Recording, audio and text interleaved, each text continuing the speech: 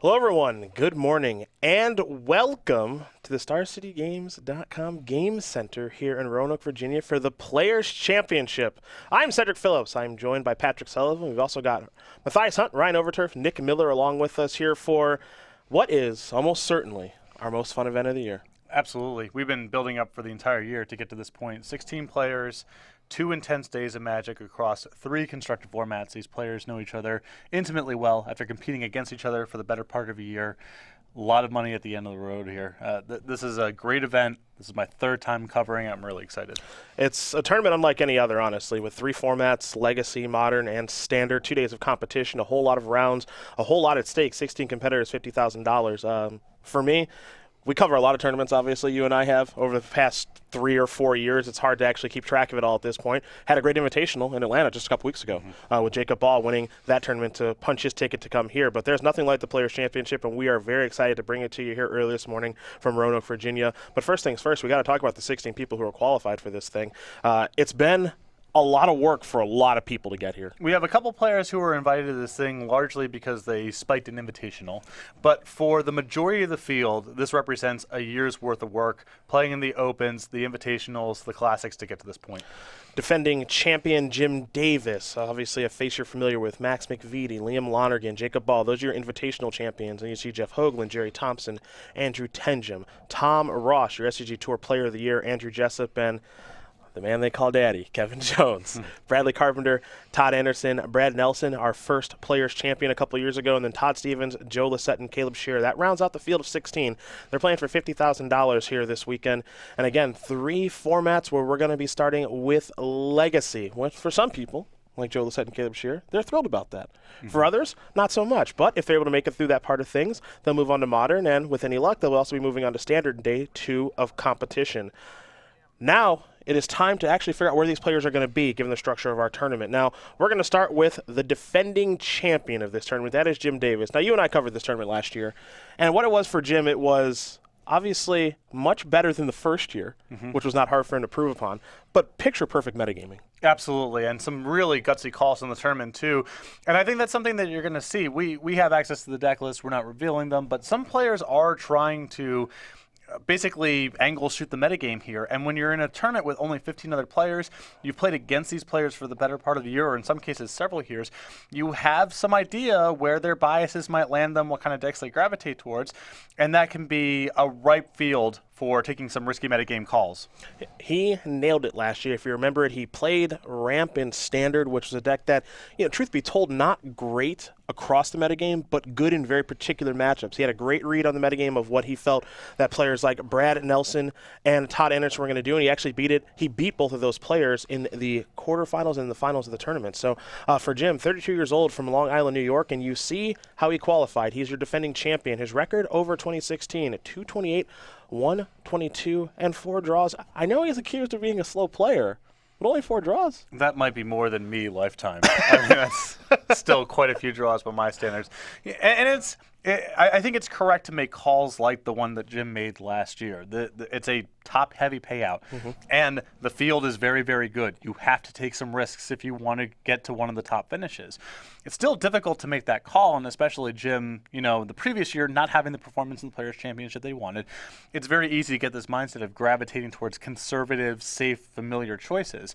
But Jim came here last year with the intent of winning the whole thing and was rewarded. Well, we're going to find out where he's going to land, and a whole bunch of other players here in just a moment. But we're going to move on to our Columbus Invitational champion. That is Max McVitie, a player from the Michigan area who we don't actually know a ton about. We didn't see him much outside of the Invitational, and I talked with him yesterday at dinner, and he said, I focus a lot of my stuff on the Grand Prix and Pro Tour efforts. There was an Invitational in Columbus I was qualified for. It's close to where I live in Michigan, so I wanted to come out for it.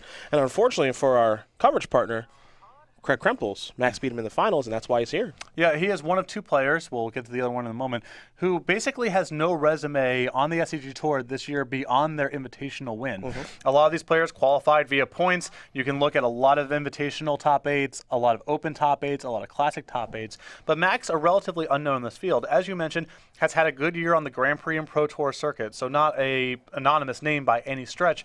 But if you're more familiar with the SCG Tour, not a player that you saw a lot of outside of his winning Columbus. Yeah, you see the invitational top 8s and invitational wins. 1-1, 23-year-old from Ann Arbor, Michigan. 50-22 with no draws thus far through 2016. As players are kind of filling out their brackets of how they think people are going to do and all the guesses there. It's very hard to predict what to expect here. But again, this is a player who does a lot of focusing his attention on the Pro Tour and the Grand Prix circuit, and he's been successful there. So it stands to reason that he'll probably be successful in this tournament. Yeah, definitely a top out, definitely a tough out, definitely a player that is respected by the field at large, but probably not a household name for the viewers at home. And speaking of not a household name, this is your great unknown here in Liam Lonergan. Now, we have done a couple tournaments of this nature. This is our third Players' Championship. Liam going to slide into the C group here for our Legacy Pod.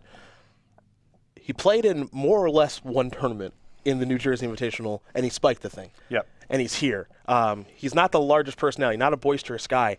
You wonder how he's going to shape out in this field. We know he got the job done with Elves in the Modern Top 8, beat Tom Ross, beat JD and Clem Perrins, so obviously he can beat top competition, but what to expect from a player who is the great unknown in this tournament? Well, you would have to imagine that in Modern he's going to go with Elves, the same deck that he piloted to that invitational win, but he's an even more anonymous name than Max McVitie, who really has no finishes on the SCG Tour this year outside of the invitational win. Liam is the most unknown player in this field, and quite possibly the most unknown player we've ever had at any of the Players' Championships, but still won an invitational, was very impressive on camera, and is a player to be respected.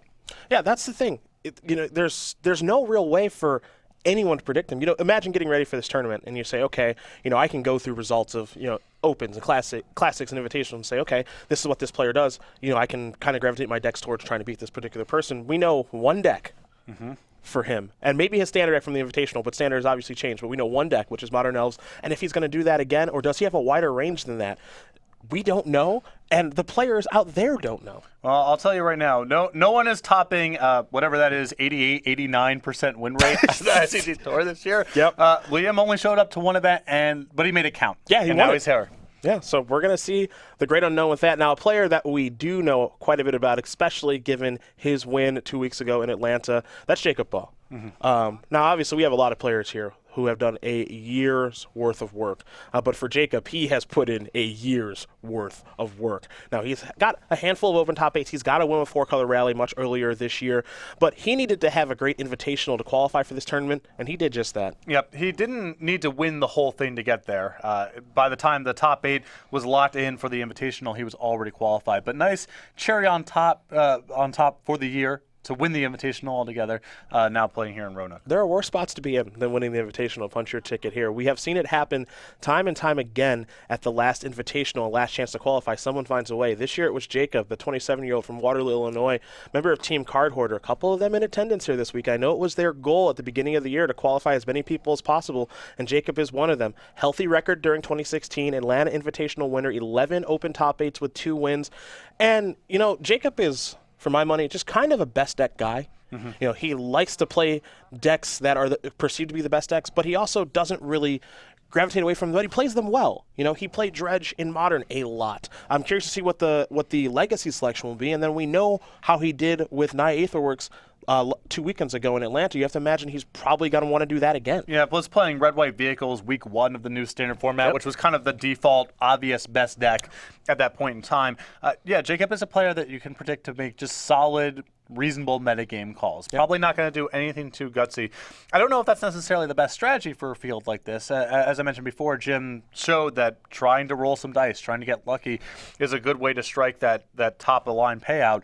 But Jacob is still a very, very good player, has had a lot of success playing these more stock conservative deck choices, and I think that he could still be successful if he went down that road. Oh, we're going to see how things do shake out for him as well. So that's our Players' Champion and our Invitational Champions. They're all locked and loaded. Now we've got to figure out where the other 12 players are going to go, and it's time for a little bit of fun randomization here. So we've got the second person in Group A. We got to find out who it's going to be right now, so we will spin the wheel, literally spinning a wheel to see where they're going to go. Let's do it. We are going to spin. Now, you seem like someone who would love like a little Plinko action. I do. Wheel of Fortune. I do. We go by the daddy, and we are going to go to the Miracle Man. That is Joe Lissette. He is going to be in Group A with Jim Davis. So, for Joe, let's talk about what we do know. He likes miracles. He does. Though, he is another player who has tried to get gutsy in PC fields before. He has played Reanimator, has gotten away from miracles, but for this tournament, I would expect him to go with his tired and true friend. We know Legacy is the name of the game for the Miracle Man. And I'm excited to see what he's going to do in Legacy, if he's going to take that risk, what he's going to do in Modern, what he's going to do in Standard, all of that good stuff. But I know we've got Matthias Hunt and Ryan Overturf. They are standing by to give you a little bit more analysis on Joe Lissette. Now, again, we know a lot about him. We know what he can do. It's his third PC, but they'll tell you even more about him if you're not familiar.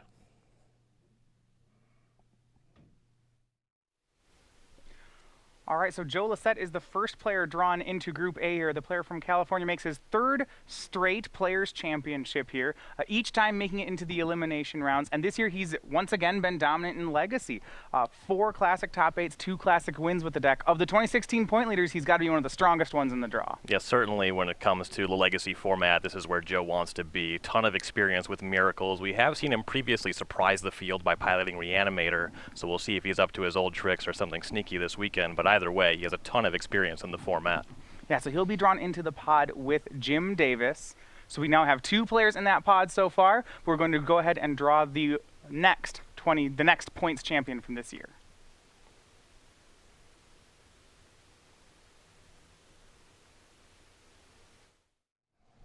It's a good thing we're starting with Legacy for Joe, I think.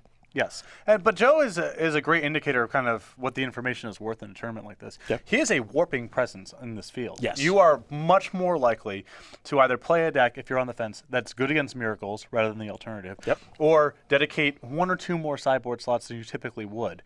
There's no guarantee you play Joe in Legacy, but you have so much confidence that he's going to be playing that deck that it does inform some metagame decisions that otherwise you wouldn't be able to make. Yeah, we've seen that, especially in the Players' Championship. I think of the year that Reed Duke and Tom Ross played against each other, and we saw Reed Duke playing Miracles with Peacekeeper in his sideboard.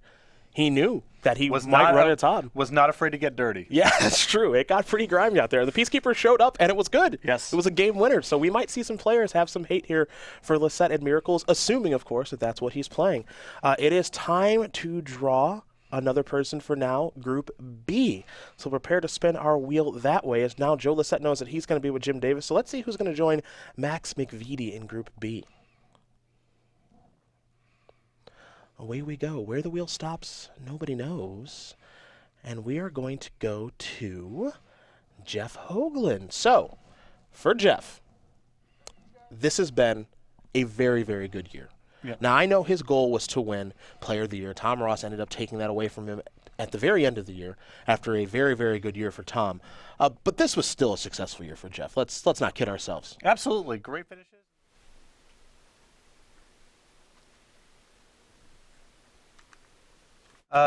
The issue, of course, this format has bedeviled him for the better part of a couple of years now. Yeah. He, ahead of schedule, got out of playing Legacy and started focusing on Modern once he started enjoying that format more. And you just have to wonder how much prep has he done in this format. It's not a format, he's very public about this, it's not a format he enjoys. He does not like playing this, but you still have to perform well in this tournament, in this format, to be able to ultimately win the whole thing. So how much work has he done here? We'll have to find out. We will have to find out. Matthias and Ryan are standing by. They'll tell you more about the guy who likes to brew. That's Jeff Hoagland. All right, so Jeff Hoagland is our next player drawn here. From what we know of Jeff, this year has really been his best year on the SCG Tour. He was the Season 1 points champion, which is why he's drawn into the category this way. You have to remember he was also the runner-up in 2016 overall for the Players' Race. 5 open top 8s, that's second among the field here. He had 4 classic top 8s on top of that, Ryan. Now, we know him to be a very innovative deck builder. It's one of the reasons he did so well on the tour this year, but we really haven't seen him bring Legacy to the table for the last 12 months. So he's, in a lot of ways, he's a wild card for this draw. Yeah, definitely. The bulk of his success this year has come on the back of the Modern format, and Legacy, he hasn't had as much success, though it's just been a less visible format this year. So what Jeff brings to the table, you really never know. He's usually playing something that he just came up on himself. We've seen him play some decks in the past, but no one knows what he's really going to be up to this weekend. We're excited to see what we can get from him. 15 open top 8s lifetime. You have to think he could be making a deep run this weekend. Yeah, he's a great player. He's got a great shot, obviously the runner-up for Player of the Year. He's a fierce competitor. All right, we'll go ahead and go to Group C, where we'll draw our first player into the group.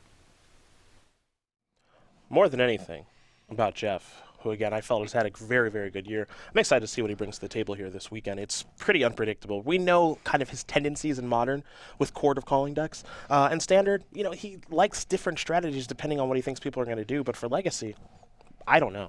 He is someone who kind of likes to jam. He has posted what I've seen on social media of his Magic Online Legacy playing. He likes some seething songs. So Sure. we'll have to see.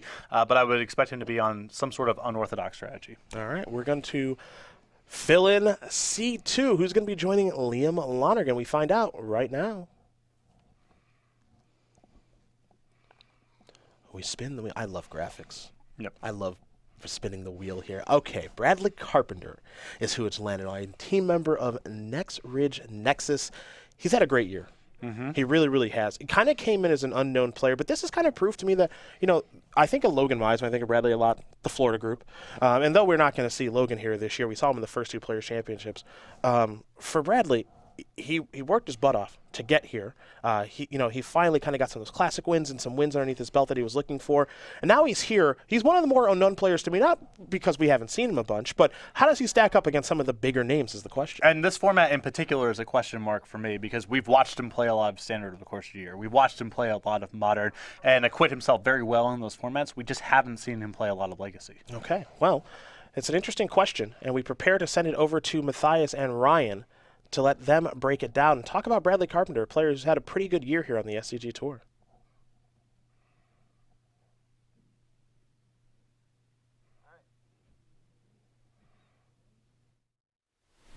All right, so it's Brad Carpenter will be the first player drawn into the bracket alongside Liam Lonergan for the Legacy rounds. For Brad Carpenter, this is really his first season on the tour. You see 2 open top 8s along with a win in Orlando this weekend. He also has 2 classic wins. Not a huge number of top 8s, but when he makes the top 8, he was the champion more often than not on the tour this year. And you got to remember that those 3 titles came in a 3-week stretch.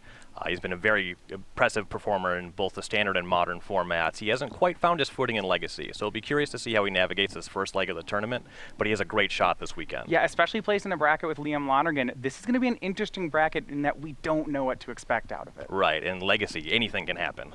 All right, so we have 3 players placed. We're going to go over to the 4th bracket. That's going to be Invitational winner Jacob Baugh. We'll see who his first opponent is going to be in just a second. That's Bradley Carpenter.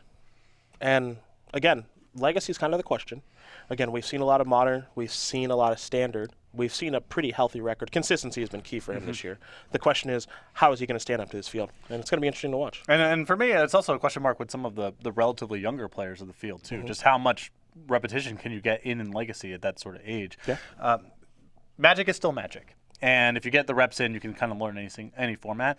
But for Bradley, I am curious to see how he does in the Legacy portion of this field because we don't really have a frame of reference. Well, we are now going to fill in another seat here. It will be Group D. See who's going to join Jacob Baugh, the Atlanta Invitational champion, right now. What if the wheel just didn't spin and it just stayed on Andrew Tenjum? Bang, you're in. Then it's Andrew, I guess. It's not Andrew. It's Tom the Boss Ross.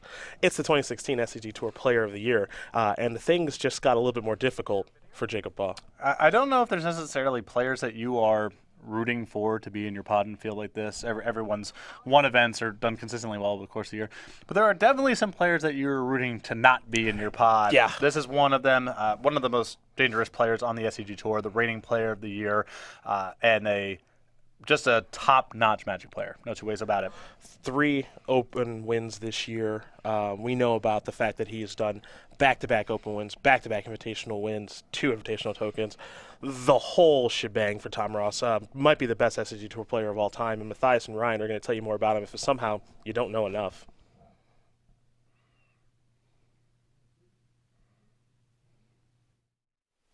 And Tom Ross is the first player drawn into Pod D.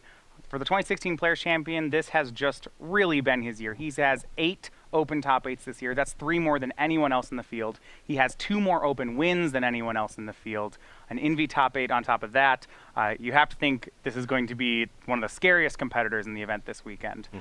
When we look at Legacy, Tom actually surprised the whole field last year by bringing Death and Taxes to this tournament. And I think a lot of that is what makes him so scary. We've seen between decks like Infect, Death and Taxes, and even other things, he just has great range in all of these formats too. Right. His technical play is extremely tight, very impressive stuff. But what he's really demonstrated this year is just that range, the ability to top 8 and open with 8 rack. 8 rack. He can do anything. You have no idea what he's going to be playing. He's probably the scariest person in this tournament for that reason. All right, well, we now have 2 players placed in each of the pods, but we'll go back to Pod A then for the next draw. Who will be joining Jim Davis and Joe Lissette? Let's find out. Oh, the boss. Oh, the boss. Now, it's going to be fun to see what he's going to play. You think of Legacy, Infect, most times. Think of Modern, you think of Infect most times. Though he's dabbled in Dredge and Tron a little bit, and then Standard, he kind of dialed up a Humans deck in Atlanta, so I'm curious a little bit. There's a range there. Well, there is a range, but also Tom knows that he is one of the warping presences of this field. He's played against Peacekeeper before in this very tournament. So he knows that other people know that he gravitates towards these particular strategies. And at a certain point, maybe you say, I'm better off playing something else because I think that hate for my deck is going to be overrepresentative relative to a random tournament because people know that I'm playing in this and they know the decks I like to play. Yeah, it's going to be fun. Again, when you got a 16-player tournament like this, the metagaming is so important. It's so important. So we've got some groups filling out here. We get ready for our next seat in Group A. We prepare to spin the wheel and see who will be joining Jim Davis and Joe Lissette. And it is going to be, yes. Yes. The man they call Daddy. Kevin Jones, everybody. So definitely a lighthearted personality and someone who evinces sort of this sort of goofball demeanor. Underneath all that is a very good Magic player who I think has hit a new level in 2016 with a success on the SCG Tour, representing Team USA at the World Cup relatively recently. I think that Kevin, even though he has, like I said, that kind of reputation, this is a player to be respected and someone coming off of a very good performance in this tournament in 2015. Yeah, once the joking stops, and he's a great guy. If you ever met him, he's a lot of fun to be around. We love having him with the Players Championship. But once the joking stops and the games begin, he's as good as anybody. Yes, and particularly in formats where he's had repetition. I think Kevin may not be the most naturally gifted Magic player that we have in this tournament, but you can see that he's very skilled with the decks that he's familiar with. Typically, blue, aggro, tempo decks has had a lot of success with Manus Rider, Delver of Secrets across a number of formats, and I would expect him to gravitate towards those kind of decks this weekend. Let's head over to Matthias and Ryan. They'll tell you more about the daddy, Kevin Jones. So Kevin Jones is the 3rd player here drawn into Pod A. He's the 2nd guru on the team as well, now joining teammate Jim Davis in the pod. For Kevin Jones, it's been a pretty up and down year for him. He has a pair of open top 8s, including that win with Grixis Delver in Dallas. Has struggled some against, I guess, the top players in the field, but he's going to be looking to turn that around this weekend. And this whole pod has become very difficult. Between Joe, Jim, and Kevin, for all 3 players in this pod, this is their 3rd Players' Championship. For Kevin, though, this first leg in Legacy, he's really great at playing these tempo-oriented decks. He does have a win at Legacy Champs as well. So I expect him to do very well at this first leg, and the Standard and Modern both allow for some of that gameplay as well. So I think that this time of year, this is about the perfect time for Kevin Jones to be playing the Players' Championship. I'd be very concerned to play against him this weekend. Yeah, absolutely. And let's just think about Pod A, though, for a second. Like I said, of all these players on their 3rd Players' Championship, they all are really kind of have a resume in every format. This may be shaping up to be one of the tougher battles here that we're going to have today. Yeah, they have experience preparing for this kind of tournament. They have the areas they know that they wanted to improve from their previous testing, so they'll be able to build on that. And Metagame Gurus has been great at preparing for tournaments all year. All right, so we have 3 players in Pod A. We're now going to put a 3rd player into Pod B. Let's go back to the drawing. It didn't even occur to me here until just a moment, but Jim Davis, Kevin Jones, same team, Metagame Gurus, same pod. You wonder if they prepared together? Most this likely. Is a good thing? Is this a bad thing? I don't know. And Andrew Jessup still floating around, unassigned. We could have all three of those players loaded in the same group potentially. I know their goal was to get as many people as they could here, and they did just about that. So we'll see if they do square off against each other. But now we get ready to fill in another member of Group B. Max McVitie is already in there, and so is Jeff Hoagland. So I guess we can find out who the third person will be as we spin le wheel.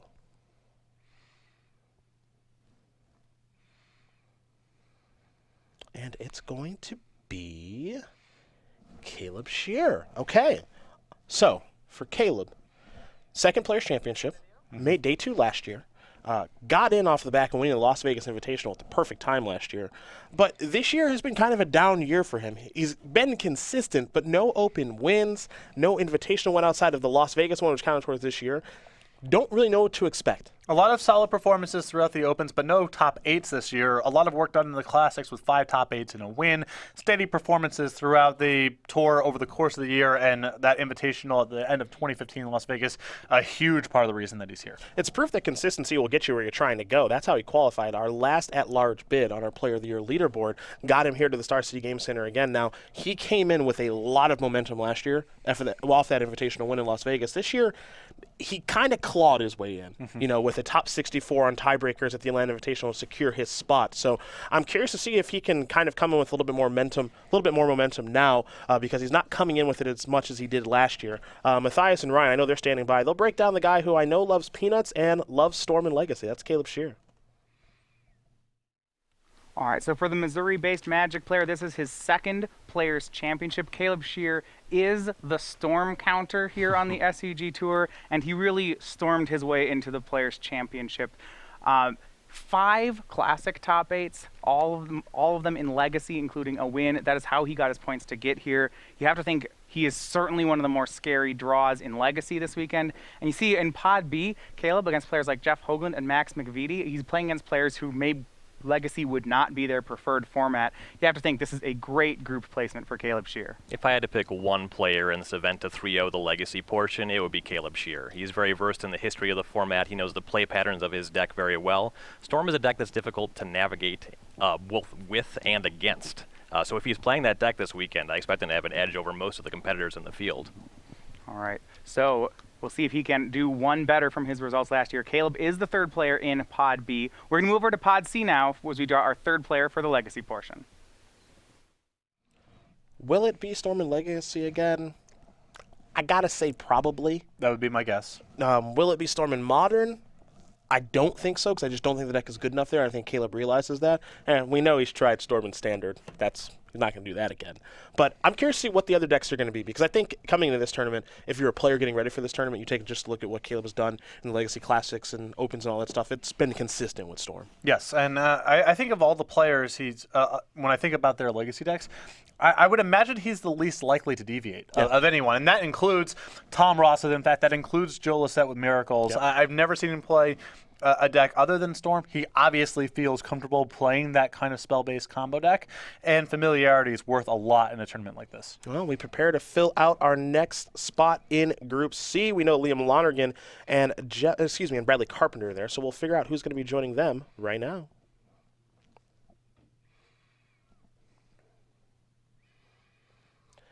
And it will stop on Trouble.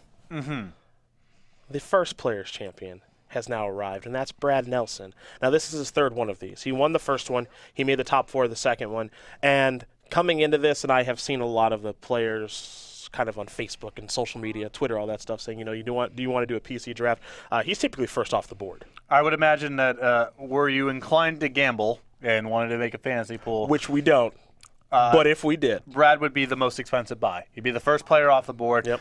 Just a phenomenal player, former Players Champion, former Player of the Year, Pro Tour, Grand Prix, Opens, Tour, Invitational success, all the way through. And particularly in multi-format constructed tournaments. He is one of the best at deck selection, of metagaming, of reading a room. All those skills get magnified in a tournament like this where it's a very small field. You're familiar with your competition. I think Brad is the most dangerous player in this field. He's proven it the first year where he won. great metagaming, great playing, all that stuff. And then last year, he didn't win the turn, but he made the top 4. Kind of got out metagamed by Jim Davis. Yep. He's really the only person who kind of usurped the metagame. But Brad had a top 4 performance there. He has not lost many matches in this tournament. This is a tournament where you can lose a handful of matches. He has not lost many matches in this tournament, which makes him so deadly. And Matthias and Ryan will be happy to tell you more about Brad Nelson. A month ago, it looked like Brad Nelson may not be here at the Third Players Championship, but then with a win in Knoxville, he quickly changed all of that. For Brad Nelson, he's been nothing short of dominant on the tour and dominant at this event. The 2014 Players Champion, won the tournament that year. He was in the semifinals last year. He is, in 2 years, Brad has lost 2 matches at this event. You pair that with the fact that he's been equally dominant in 2016. He's the only player in the field to win more than 70% of his matches on the tour. When you look at his record against all the other players in this room, he's winning over 65% of those matches on top of it. He's the only player with that kind of stat both ways. You have to think he is one of the favorites for the whole tournament. When Brad does his homework, and you'd better believe he has done his homework for this tournament, he is a very impressive player. He just takes down tournaments. He just showed up, took a trophy home. That's how he carved his way to get into this tournament. Odds are, no matter how you prepared to play against Brad Nelson this weekend, he prepared more to play against you. So Brad is drawn into the bracket with Brad Carpenter and Liam Lonergan. That's Pod C. So we have 3 players there now. We're going to go over to Pod D as we draw the 3rd player into that pod. Group C just got a little bit tougher with the addition of Brad Nelson. The fun thing about him, we sit here, we try to predict decks, what people are going to play. We know Brad's tendencies with Death Shadow and Modern, and Legacy is honestly a little bit open. We saw Death and Taxes last year. I don't know if we're going to see that again in Standard. He's kind of the king of Standard, I would say. So, it's tough to predict what he's going to do. I think that's what makes it interesting. And he's so good at reading the field. Yeah. His metagame calls, that's what he's known for, I think, more than anything else in tournament magic, is winning a tournament and then the next week showing up with something completely different. Yep. He thinks that there's decks for particular places and times. And in a field like this, again, where you know the competition, you have a sense of what decks people are going to gravitate towards, you know what people know about all the other competition, all that information, I think Brad has to get a bigger edge from that sort of thing than anyone else playing here. We get ready to fill in our 3rd seat in Group D. Right now, we've got Jacob Ball and Tom Ross over there. So let's see if there's a way to make this one more difficult. We spin the wheel. Andrew Tenjum, it's not you. Spin past Andrew Tenjum. It's going to be, at least I think it's not him. All right. It is Jerry Thompson. So, for the better part of this year, Jerry Thompson and Tom Ross traveled together, top 8 at tournaments together, kind of were in their own little discussion of who's the best SCG Tour player of all time between the 2 of them, and now they're in the same group. This is a lot of fun. Jerry is probably motivated by vengeance more than anyone else playing in the PC field. Okay. And takes a tournament like this very seriously. Yeah. A lot of bragging rights at stake, a lot of potential rivalries to hash out, some beef maybe accrued over the last couple of years. Sure. A lot that can go on in a tournament like this. I think of anyone playing this tournament, and maybe even more than Brad, he's got the widest range of decks that he would consider playing. I know Jerry does not rule out anything. Yep. So if you're looking at who's the person, there's always who's the person who's going to play Boggles in Modern? Who's the person who's going to play Charbelcher in Legacy? Who just has that sort of range? I think Jerry's the top of the list. He's not afraid to take the risk. I think of Pro Tour Return to Ravnica, which was in Seattle. It was a Jund format through and through. And it was a Modern tournament. And he played this Niv Magus Elemental deck, which had a really bad matchup against Jund, but could beat everything else, realistically. Now, he got paired against Jund a few times and had a bad matchup, but that kind of demonstrates your point of he's not afraid to say, I think I can do this, get away with this, and you know what? I'm going to put the deck list out there, I'm going to register, and we'll see how the cards fall. Right. I think for Brad Nelson, he does have a very wide range, but there is a bar of this deck's just not good enough. Yep. It's not good enough, and I'm not going to play. It's not powerful enough. Jerry doesn't have that sort of inhibition. He will play literally anything. So I'm sure, combined with his constructed prowess generally, his deck selection should be pretty fascinating. Matthias Ryan will tell you about one of the best SCG Tour players of all time in Jerry Thompson. So Jerry Thompson is drawn into Pod D, and Ryan, I have to say this is for me becoming one of the most interesting pods. So Tom Ross may have been the tour's most dominant player for the last 2 years, but sometimes we forget that for the 5 years before that, Jerry Thompson was unquestionably the strongest player on the tour. He's one of the winningest players in tour history. This year we haven't seen a ton of him. After season 1, he hasn't really showed up a whole lot. But historically, in Standard and Legacy, he's a very dominant player. Modern is a format where he struggled a little bit to find his footing. Yeah, I mean, it's going to be interesting, right? Jerry has 7 invitational top 8s. That's 3 more than anyone else at this event. It certainly is the record for any player on the SCG Tour. What is going to be interesting for me is that this is a 16-player tournament. It's a very small field. How much does that play into the strengths of a player like Jerry Thompson? Jerry's biggest strength as a player is solving metagames, finding a deck, a list to break through a metagame. He was very successful during the Cawblade era by consistently leveling up the entire field and just outperforming with carved, like sculpted decks. If he correctly guesses the metagame, the field he's going to play against, I expect him to have great lists for the weekend, and I expect him to play them well too. All right, so both Jerry Thompson and Tom Ross joining Jacob Butt in Pod D. That one's shaping up to be a very tough pod. Yes. So 4 players remain. We're going to go ahead and draw them as the last spot into each pod. So we're going to go back to Pod A. We're going to see who the 4th player to round out the legacy portion is going to be. This is going to get interesting now. I'm laughing because I'm preparing for the Tom Jerry match. Yeah, That's what I'm preparing for. it's gonna be nice. Because those guys are good friends, but those guys are super competitive. And both players very willing to bluff, not only because they have that in their range, but getting over on the other person. Yeah, they wanna get the other one? Exactly. Yeah. So hopefully we get to see that one. I'm looking forward to that match as they are in the same group. Now we got to fill out the groups here. So we've got 3 players in each one. We got to put 1 more in each group. We go back to Group A. Right now we've got Jim Davis, Joe Lissette, and Kevin Jones. Who's the 4th one? Here we go. Spinning to winning. And aha! See, we didn't even have to spin. We could have just stayed on Andrew Tenjum. So Tenjum is a really interesting case to me. You know, we've been covering the SCG Tour for a handful of years, and we watched him grow as a player over the past handful of years. Remember calling his first open win in Cincinnati a couple of years ago? And then, he said, I wanted to qualify for the Players' Championship, and he did a lot to put different decks into the metagame, most notably the white-blue, blue-white Eldrazi deck in Modern. He was one of the first ones to kind of adopt that, and I know for the team that he's on, he's kind of their lead deck builder. Yeah, Andrew is a very creative deck builder.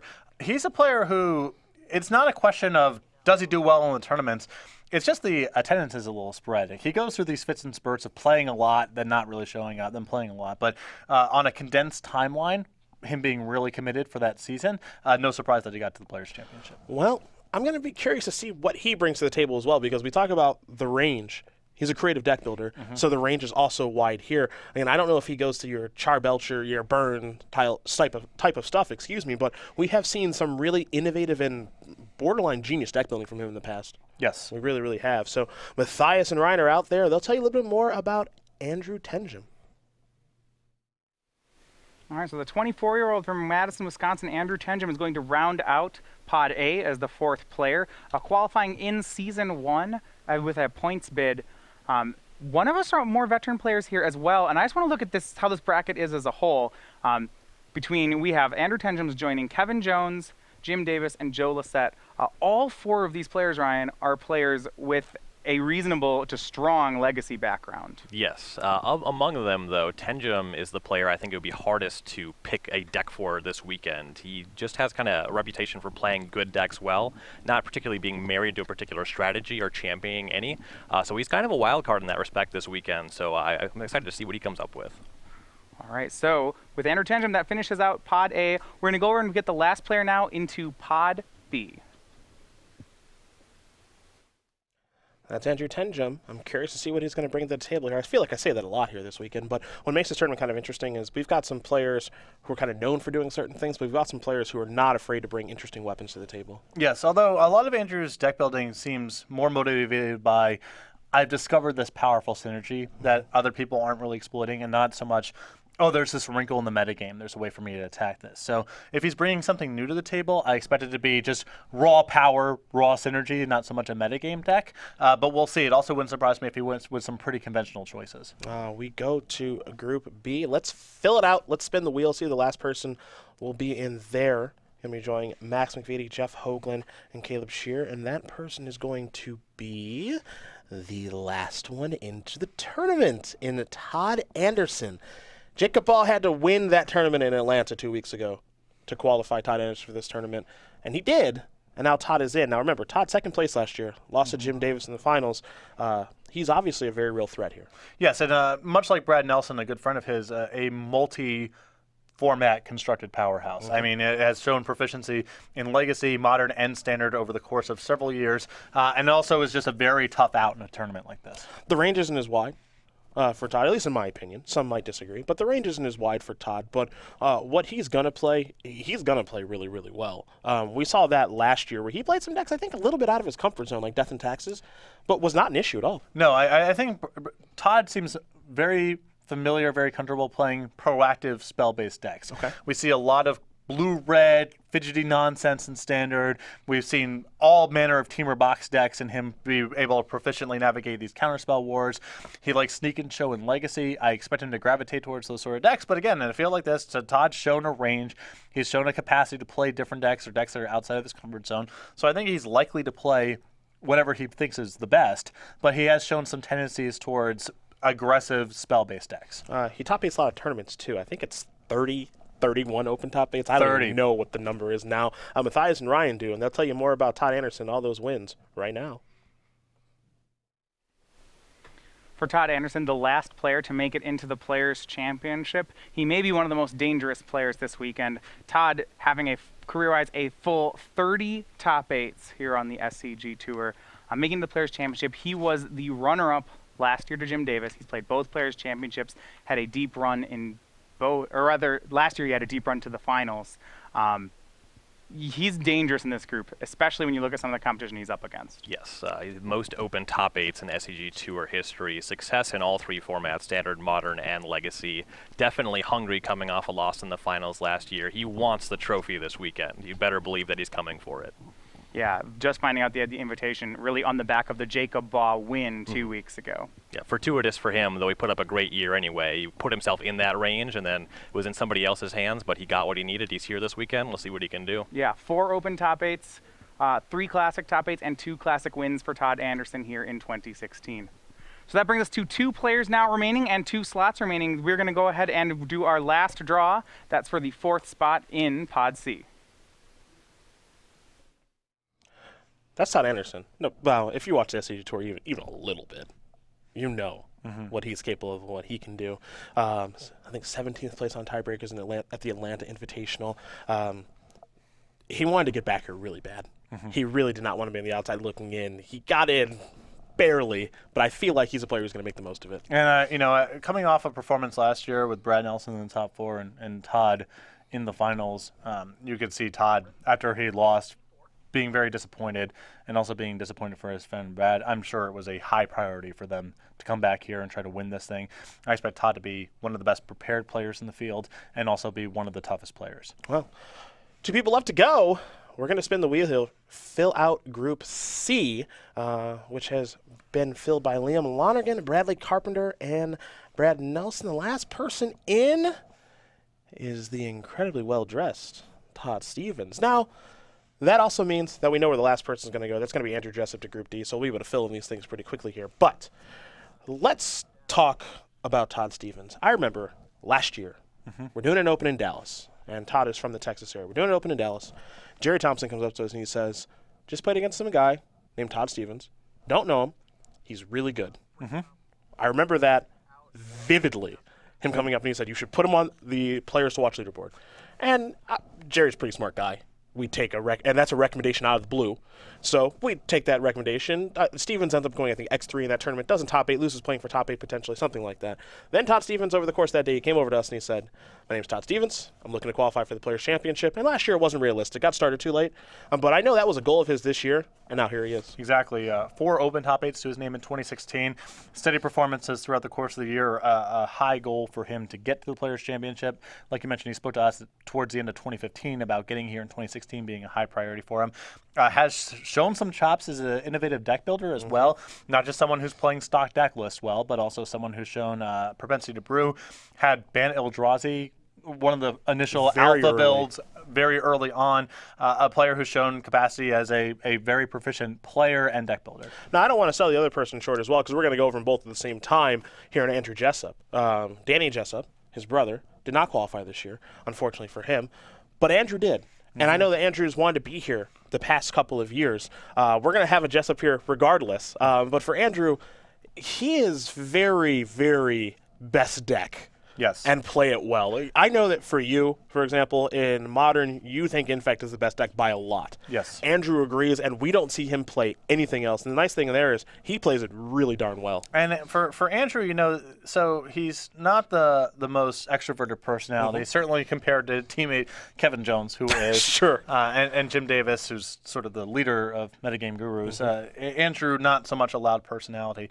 But for my money, one of the best technical players in the tournament. Yeah. I think very sharp, not the widest range, generally plays the best deck in each format, but he's a very, very sharp, very precise player, and not someone to be overlooked in this field. Yeah, it's interesting. We draw the final two names there, and Todd Stevens and Andrew Jessup. They're two very different players, but they're both here, and that's what makes this tournament so interesting, is that they kind of approach Magic a different way, but they have both accomplished their goal of getting to the Players' Championship. Matthias and Ryan are going to tell you more about each one of these two great players right now. It was just about over a year ago that Todd Stevens announced that his goal was going to be to make it to the Players' Championship, and Todd Stevens made good on that promise. Here in 2016, he got his invitation by being at large one of the top finishers here in 2016, and really this year he showed himself as one of the premier deck builders and deck designers here on the tour. Yeah, he said at the beginning of the year, this is his first year really taking competitive Magic seriously, and his goal was to qualify for the Players' Championship. For most people, that goal is completely unrealistic, and they should just set better goals. Well, Todd, he's here. He made it off the back of a lot of innovation, largely in Modern. I expect that Legacy is going to be his weakest format this weekend, so this pairing for him here is going to be tough. But he's a great Standard and Modern pilot. We'll see how he's able to do. Yeah, I gotta say, looking at the tournament for him, I mean, some of the accomplishments he has for deck building, saying that you designed a Tier 1 deck in an Eternal format, that is no small accomplishment. Todd has that this year with Bant Eldrazi. So we know his deck lists are going to be good. That one you can count on him for. Now this, as far as play-wise, is going to be one of the toughest fields he's had to face. And I think that's going to be interesting to see that play out this weekend. You assume his decks are going to be great. Yes, so you really want to have your decks be a great spot as for metagame calls. That's what he's going to be kind of leaning on this weekend. This is his first Players' Championship. We'll see how he's able to do. It's a tough field, but obviously he has chops. He demonstrated his ability to be here. Let's see how he does now that he's here. All right, so with Todd Stevens drawn into Pod C, that means only one player remains. He'll get the last spot here. That player is none other than Metagame Guru's own Andrew Jessup. His last player here, he's qualified in Season 2, so the 20-year-old, this is the younger of the two Jessups, or as he likes to say, the better of the two Jessups. This year on the tour, he has 2 top 8s, did not get a win, but both those top 8s were in Modern. Andrew Jessup showing a lot of prowess with Infect this year. And actually, one of the things I want to speak to here, only 2 open top 8s and only 1 classic top 8 for Andrew Jessup. At first, you'd wonder how he got to the Players' Championship. And then if you go and start looking through the statistics here, you look at his 2016 record, almost double the number of wins to losses.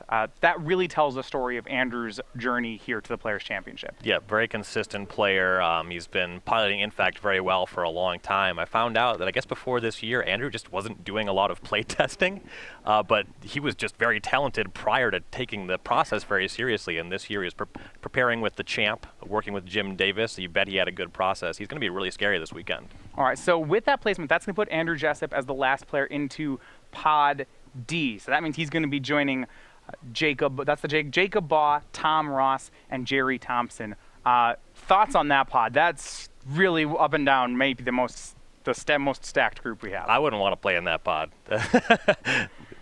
All right, so that's going to be it for our draw. We're going to take a short break here, but then we'll come back with the beginning of our legacy rounds. Here's from the Players' Championship. So we'll have Cedric and Patrick in the booth. You're not going to want to miss it. So any thoughts here? So as we go ahead and let's take a look at the draw, what's the group to beat here? The toughest one to get out of? The toughest field. We have a lot of legacy specialists going on in the field.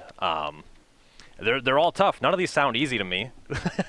Legacy is definitely a format where matchups matter a lot. So you want to see deck lists, certainly. But Caleb Shearer is the player, again, that I want to play against the least in this field right now for this format. All right, so that'll be it. Join us for round 1 coverage when we come back here from the Players' Championship. It's set. There it is. Everyone knows where they're going to go, finally. This tournament is a lot of different things for me as a commentator. You know, we do all of these shows over the course of the year. Less shows for you this year. Yep. Because of some work and stuff like that, and our lives have changed a little bit as opposed to doing however many shows we did. 37, I think that was the number of Like the year past, and the year previous. Yeah, like 37 shows, 2014 and 2015, which is a lot. That's a lot. You know, we've done less shows this year as a duo, and we've had Matthias and Ryan and Craig Krempels and Chris Van Meter and Andrew Boswell, and they've all done a fantastic job to kind of set the stage for this tournament. For some people, it was a short year. Mm-hmm. You know, the people who qualified in Season 1. For some people, it was kind of a medium-length year. People we see qualified in Season 2. For some people, it's a really long year. Yeah, so you have, from one end of the spectrum, you have Max McVitie and Liam Lonergan, who just rolled into an invitational, won it, and didn't really show up to anything else. Mm-hmm. And then you have players like Todd Anderson, who were playing at the start of the year and were still sweating it after their last tournament was over. Yeah. They were on the way back home, Yep. hoping that Jacob Baugh would win the Invitational, which he ended up doing. So there's a wide range of the way that the players qualified, but once you're here, that stuff kind of doesn't matter anymore. Mm-hmm. You either spite the Invitational and you knew that this was kind of one of the carrots for doing that sort of thing, Yep. or you were grinding the entire year to get here, and now it's you and the 15 other people and a lot of money at stake, and the matches are tough, and it's 2 days, and let's get this thing going. Yeah, it's exciting to watch. Now, everybody is in their groups for Legacy. We take a look and review that one more time here, let you know who's in each group for Legacy play. We're going to start with 3 rounds of Legacy to kick this bad boy off.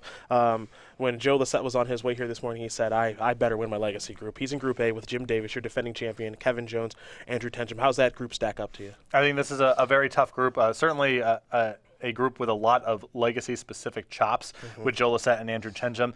Kevin Jones and Jim Davis, also no stranger to the format. So in terms of, what's the baseline level of proficiency in Legacy specifically, Group A I think is very tough. For Group B, it's your Columbus Invitational champion, Max McVitie, Jeff Hoagland, Caleb Shearer, Todd Anderson. On one side of it, you got a player who doesn't really like Legacy much in Jeff. You've got Caleb. Leave those. You've got Todd, who we've seen loves to jam. You've got Caleb like Storm, and then Max, you have kind of an unknown. I think this is going to be the wildest collection of decks, that's for sure. Caleb Shearer likely to be playing Storm. Jeff Hoagland, who knows, range is real wide here. Todd Anderson, known for playing combo decks, but again, a wide range demonstrated by Death and Taxes last year. And Max McVitie, a relative unknown. For Group C, it's Liam Lonergan, the true unknown. He's your New Jersey Invitational champion. Bradley Carpenter, Mr. Consistency. Brad Nelson, a juggernaut in this tournament. And then Todd Stevens, who also we don't know a ton about when it comes to Legacy. I don't want to pick a favorite for this, but Brad stands out. Brad Nelson. Well, certainly from our knowledge perspective, Brad stands out. We've been watching him play Legacy very, very well for half a decade. I don't know if I've called a match of any of these 3 other players playing Legacy once. So there is potentially a big gap in terms of experience with the format with these competitors. But anything can happen in a field like this, and particularly Legacy. I mean, if you pick the right deck, there are a lot of 80-20, 90-10 matchups floating around in this field.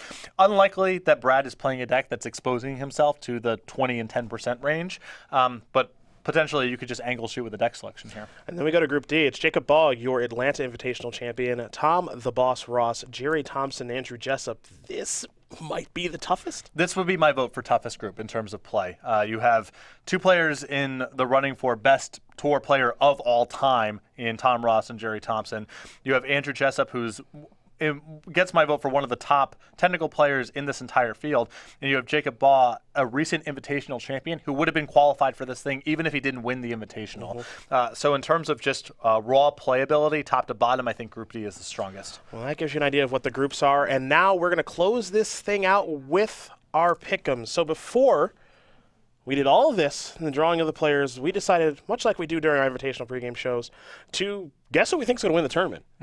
Not even based off of deck list or anything like that. We didn't want to influence our decision. We didn't know what groups they were going to go into. None of that stuff. That stuff was hidden to us as well. And we said, just objectively, who do we think is going to win this tournament? And for me, my choice was Tom Ross. it's been such a great year. You've said this multiple times. 2014 was his banner year. 2015 was kind of a down year. Yep. But he has found it again this year, whatever was missing. We saw back-to-back open wins. We saw an invitational top 8. We saw him win 3 opens this year, again, 2 of which were back-to-back, and then one kind of standalone with Green-White Tron. It's all added up for Tom. He's your player of the year. He is arguably the best SCG Tour player in history. I know it's a pretty straightforward selection, but it's hard to get away from him, though he doesn't stand out as the metagamer that some of the other people do, but when the bright lights are on, he always shines. My vote is for Brad Nelson. I think just too skilled across all these formats, has shown chops in constructed tournaments like this before, a former Players Champion. And I don't like to do the whole, the metagamey, your physical stamina, your presence at the table. But what I've watched in this tournament is there is just a requisite degree of focus and intensity and stamina. It's exhausting. Yes. These matches are stressful. And there are some people who are just wired to play matches like that better than other people. Brad's the top of my list. I think you can go – there's a lot of great players you can choose from. Certainly picking Tom Ross or Jerry Thompson because of a mixture of their play skill and constructed chops, wouldn't object to that. But when it comes to the are you conditioned to play in a tournament like this – over the course of 2 days, I think Brad stands head and shoulders over the other competitors. I know he's a popular selection. As we take a look at Matthias' selection, he's going to go with Brad Nelson. For Ryan Overturf, he's going to go with Jerry Thompson, which is certainly a perfectly fine selection. And then for Nick Miller, he's going to go with Brad as well. I know a lot of people are leaning towards what Brad has done in this tournament historically. Again, won the first one that we had 2 years ago, made the top 4 the second one. If you just look at his record in Players' Championships, he has not lost very many matches. No. That's what makes him such a popular choice. Well, but there's some historical precedent kind of cutting in the other direction too. When you look at Jim, Jim did not have a good Players Championship the first time, and last year came to this tournament and it was, the attitude was Jim's good. We will play with Jim. Jim's very good. Yep. Is he making anyone's second most likely to win this tournament? Probably not at the time, but with enough preparation, with the right sort of risky metagame calls, Jim was able to win the whole thing. Yep. So anyone can do this. I think Brad, Tom, and Jerry are probably the consensus top 3 if you had to make that roster up. But Jim showed last year with preparation, with tight play, with taking the right kind of risks, with catching the right breaks, that anyone can win this thing. Yeah, and we can't sell anyone short. Like you mentioned, Jim, like Todd, who got second place. He's kind of playing with house money here. He barely got into the tournament. We know when he's focused, he can play as well. And heck, even, again, the unknowns are what make this tournament great too. Liam Lonergan, no clue what to expect. Max Vidi, no clue what to expect. But, we didn't know what to expect from Alex Bistecki last year. He made day 2 of competition. We didn't know what to expect from a bunch of other people through previous Player Championships, and they have done very well for themselves. And you know what? I'm going to throw Jeff Hogan's name out there as well because he was runner-up in Player of the Year, and he led that thing for about 3/4, a little more than that. And he's just a different player now than he was the previous PC. Yeah. I mean, there's no two ways about it. I think his deck selection is better. I think his level of play is much better than it was a few years ago. And he had a very good 2016. He came in second in the running for Player of the Year. Yep. Again, maybe not at the top of the list of who's most likely to win, who's the best technical player in the event, all that kind of stuff. But at the end of this, if Jeff, if Todd Anderson, there's so many players where you would say, I'm not surprised this happened. Yeah. It's just a very tough field. Only one player can come away with the title. 15 players ultimately leave disappointed. It's tough to win this thing, but they're all on even footing right now. Well, we're going to find out who is going to get their day off with wins. We're going to start with some Legacy Group play here in just a moment. We're going to take a short break here from the Star City Game Center in Roanoke, Virginia. We do come back. Patrick and I will kick things off with some Legacy action. So maybe some tops, definitely some fetch lands, and a whole bunch of brainstorms. We'll see you guys back here for all of that just a bit.